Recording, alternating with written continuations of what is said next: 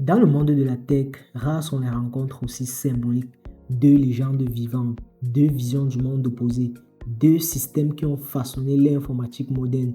D'un côté, Bill Gates, fondateur de Microsoft, l'homme derrière Windows, l'icône du logiciel propriétaire. De l'autre, Linus Torvalds, le père du noyau Linux, défenseur acharné de l'open source et de la liberté du code. Et pourtant, en 2025, ils se sont rencontrés. Un événement fort, presque inimaginable il y a 20 ans. Pourquoi maintenant? Que se sont-ils dit? Et qu'est-ce que cela change pour nous tous? On vous raconte tout. Pour comprendre cette rencontre, il faut revenir aux origines. Bill Gates, fondateur de Microsoft en 1975, son idée est simple, commercialiser des logiciels, faire du code une propriété intellectuelle monnayable. En 1985, il lance Windows, le succès est mondial, Microsoft devient un empire. À l'opposé, Linus Torvalds lance en 1991 un petit projet personnel, Linux, un système libre, gratuit, modifiable par tous. Il pose ainsi les fondations du mouvement open source, une philosophie qui s'oppose frontalement à celle de Microsoft. À l'époque, les relations entre les deux hommes sont tendues.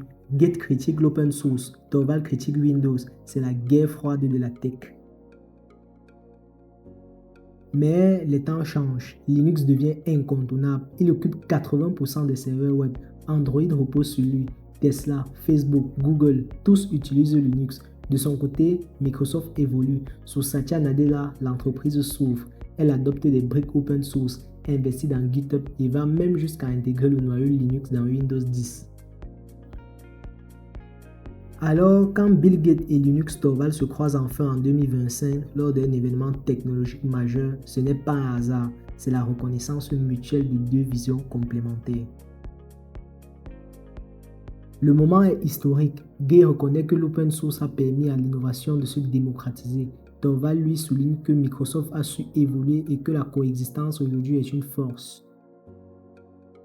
Ils évoquent l'avenir de l'IA, la souveraineté numérique, la sécurité, et tous deux insistent sur un point, la technologie ne doit pas diviser, mais servir l'humain.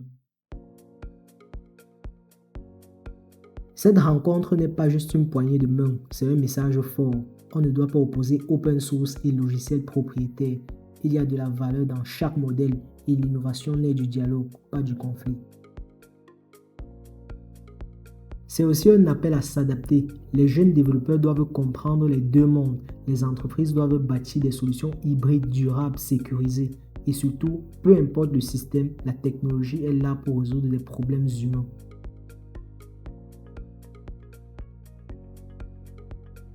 Alors, que vous soyez Team Linux ou Team Windows, cette rencontre nous rappelle que le futur ne se construit pas dans l'extrême, mais dans l'équilibre. Chez SMD Technologies, nous suivons ces avancées de près et nous vous les rapportons chaque jour avec clarté et passion. Abonnez-vous, commentez, partagez vos avis et surtout restez curieux. L'histoire continue.